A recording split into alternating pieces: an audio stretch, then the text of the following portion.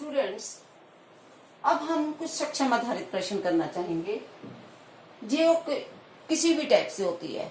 कई बार क्या होता है, हम मुश्किल सम्स कर लेते हैं, लेकिन जो छोटे छोटे सम्स होते हैं जो हमारी सक्षमता बताते हैं कि हम इन चीजों को करना जानते हैं, तो वो हम कैसे करते हैं, सिर्फ इनमें प्रैक्टिस होनी चाहिए। आजकल हर जगह कॉम्पिटिशन्स हैं, कॉम्पिटिशन्स में ज्यादातर इसी टाइप से प्रश्न पूछे जाते हैं।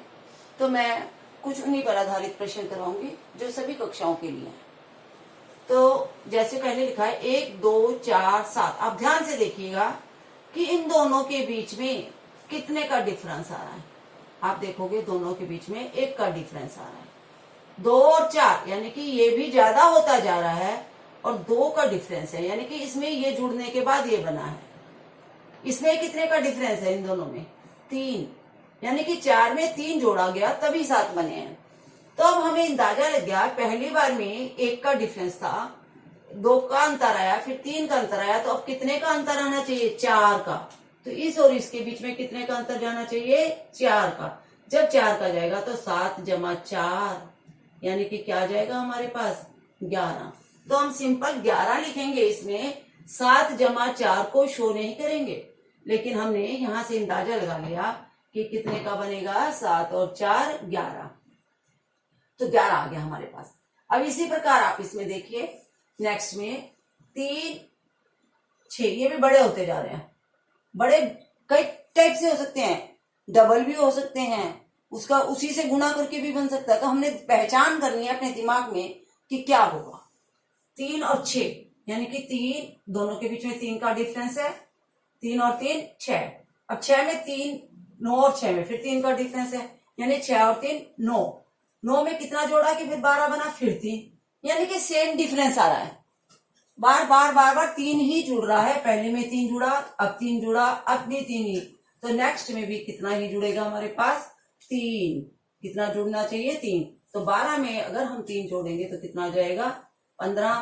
फिर आप नेक्स्ट को पहचान करो कि 15 से नेक्स्ट भी सही बैठ रही है या नहीं बैठ रही। तो 15 में अगर हम 3 जोड़ते हैं तो 18 आ गया। इसका मतलब हमारा 15 बिल्कुल सही है। नेक्स्ट पे आ जाओ अब आप। इसी टाइप से 7 और 13, क्योंकि बढ़ रहे हैं तो हम यही देख रहे हैं। 7 और 13 तो बढ़ा हुआ कितना अंतर है? 6, यानी कि 7 में 6 जोड़ा तो 13 बना। अब 13 और 19, फिर 6 का डिफरेंस है। आप देखोगे तो 13 और 6 19, फिर 6 का 25 में से 19 जाते हैं तो कितना बनता है? 6। तो 19 और 6 25। तो अब हमें फिर बराबर डिफरेंस है, लेकिन 6 का। तो यहाँ पर क्या आएगा? 25 और 6 31। तो यहाँ पर हम ओरली जोड़ लेंगे कि 25 जमा 6 31। नेक्स्ट हमारे पास 3, 6, 12। 3 और 6 में डिफरेंस देखोगे तो आप 3, और यहां पे आप डिफरेंस देख रहे हो तो आपके पास बन रहा है 6। फिर यहाँ पे देख रहे हो तो आपके पास डिफरेंस कितना बन रहा है? 12। अब इसको तो बाद में देखा जाएगा। सबसे पहले हम ये देखेंगे कि इनके बीच में कितना आया। ये बराबर तो नहीं आया, इनमें तो बराबर आया था। इसमें पहले 3 आया, फिर 6 आया, फिर 12 आया। ऑब्जर्व करो कि क्या होता जा रहा है हमारे पास। हम ऑब्जर्व करते हैं तो ये देखते हैं कि इससे ये डबल है, ये इसका डबल है, तो अब इसका डबल का नंबर आ गया हमारे पास। 3, 3 दूनी 6, 6 दूनी 12, यानी कि पहली बार में 3 का डिफरेंस आया, फिर 6 का, यानी कि उससे डबल, इस बार उससे डबल। तो अब किसकी बारी है? इसके डबल की। तो इसका डबल कितना हो जाएगा हमारे पास? 24। तो ये 24 का डिफरेंस आएगा, यानी 24 और 24 48। और अब हमारे पास कितने का डिफरेंस बैठना चाहिए? 24 दूना 48। अभी 48 का डिफरेंस है हमारे पास, तो इसीलिए हमारी सीक्वेंस सारी सही जा रही है।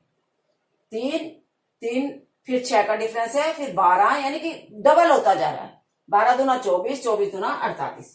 अब नेक्स्ट पे आ जाओ आप। इसमें आप देखो कि छोटी होती जा रही है, तो हम छोटे में देखते हैं कितनी छोटी हो रही है।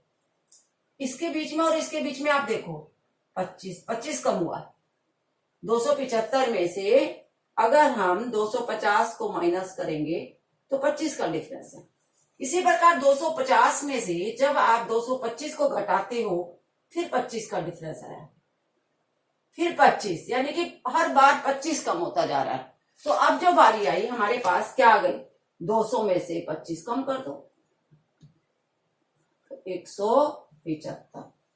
तो कितना बन गया 175, यानी हमने फिर 25 कम किया तो बन गया 175। तो इसी प्रकार मैं नेक्स्ट सीरीज लेती हूँ, कुछ और सीरीज लेते हैं, हम उनको डिस्कस करेंगे। छठा क्वेश्चन है, इसमें है कि आपको फिगर पूरी करनी है। यहाँ पे हमने 3 फिगर्स बनी हुई हैं, चौथी हमने छोड़ दी है कि कौन सी फिगर आएगी। यहाँ पे क्वेश्चन मार्क का मतलब यही होता है। तो अब हमने पहचान करनी है कि इसमें भी कोई ना कोई सीक्वेंस बन रही है। क्या सीक्वेंस बन रही है? इसमें स्क्वायर तो सभी में बना हुआ है, सिर्फ डॉट की बात है कि डॉट पहले हमारी ये आई, फिर यहाँ के बजाय ये डॉट यहाँ चली गई, फिर ये डॉट घूमकर यहाँ चली गई। यानी कि अगर हम एक ही फिगर को देखें तो ये यहां से यहां पर आ गई सेकंड में, फिर तीसरी में यहां पर चली गई। तो इसका मतलब चौथी में कहाँ नंबर आएगा इसका? वापस यहाँ पर। तो पहली में ये यहाँ थी, दूसरी में ऊपर चली गई, तीसरी में इधर मुड़ गई, तो चौथी में इधर आएगी। तो इधर वाली देखो आप कौन सी है इनमें से कि यहाँ पे आनी चाहिए हमारी। अब तो डॉट इसमें देखो, इसमें तो बीच में है, यहाँ नहीं जा सकती, तो ये वाला। तो ये वाला हमारा ऑप्शन कौन सा आ जाएगा? डी। तो आंसर हमारा बन जाएगा डी। ये वाली फिगर यहाँ पे आएगी, यानी कि आंसर बन जाएगा हमारा डी। क्या आंसर बन जाएगा? डी।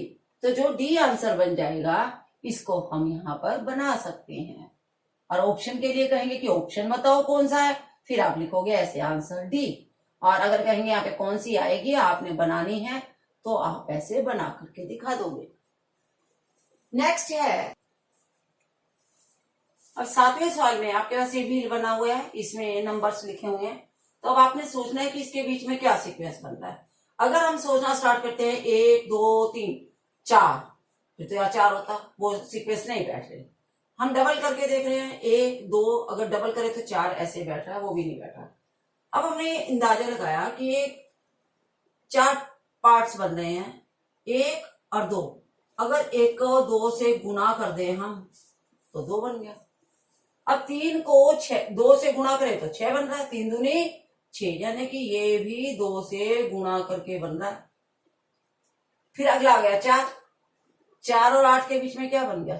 4 गुणा 2, यानी कि ये भी 2 से गुणा करके बना, और ये भी 2 से गुणा करके बनेगा। इसका मतलब 5 को जब आप 2 से गुणा कर दोगे तो क्या बन जाएगा? 10। तो 10 देखो इधर आ रहा है, हाँ, तो ये हमारा आंसर हो गया।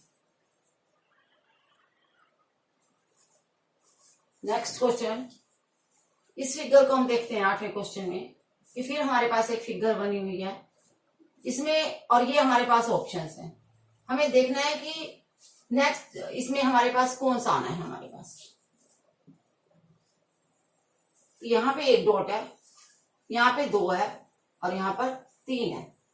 अब इनमें से देखो अब हमारी कौन सी उचित फिगर बनती है।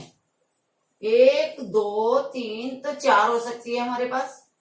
तो यहाँ पे देखो 1 2 3, इसमें 1 है, तो 4 वाली देख लो पहले। यहाँ पे कोई 4 वाली है, ये है 4, तो 1 2 3 4, तो ये बड़ा बन जाएगा हमारे पास। इसमें तो 2 है और इसमें यहाँ पर 5 है, तो ये वाली फिगर बन गई हमारी। आंसर आ गया डी। 9वां क्वेश्चन है, 9वें में आपके पास ये बना हुआ है एक स्क्वायर, और ये शेडेड पोर्शन दिखाया गया है। तो इन्होंने ये पूछा है इसमें कि शेडेड पार्ट जो है पूरे वास्तविक पार्ट का कितना हिस्सा है। तो वास्तविक पार्ट का कितना हिस्सा है, जो भी पार्ट पूछा जाता है, दैट इज अ फ्रैक्शन। 9वां क्वेश्चन हमारे पास आ गया कि एक पार्ट बना हुआ है, इसके अंदर शेडेड पोर्शन दिखाया गया है। तो हमसे पूछा गया कितना भाग छायांकित है, तो इसका वास्तविक भाग का ये टोटल कितने हिस्से बनते हैं? 4, और चारों ही बराबर हिस्से हैं। तो ये 4 में से कितना हुआ? 1, तो ये बन गया 1/4। जैसे आपके मार्क्स आते हैं ना बच्चों, 10 में से 1, तो आप लिखते हो 1/10, आपकी मैम ऐसे ही देती है ना। अब प्रश्न ये होता है कि कितना भाग छायांकित नहीं है, अगर पूछ लिया जाए तब भी कई बच्चे ऊपर ध्यान से नहीं पढ़ते हैं और छायांकित नहीं पूछा, छायांकित का जवाब दे देते हैं। तो छायांकित नहीं है पूछा जाए तो आपने जो छायांकित शेडेड पोर्शन नहीं है उनको काउंट करो, 1 2 3। तो 3 नहीं है कितने में से? 4 में से। तो आपका आंसर कितना बन जाएगा, 3/4। तो इसी प्रकार ध्यान से फिगर्स को देखो और पहचानो।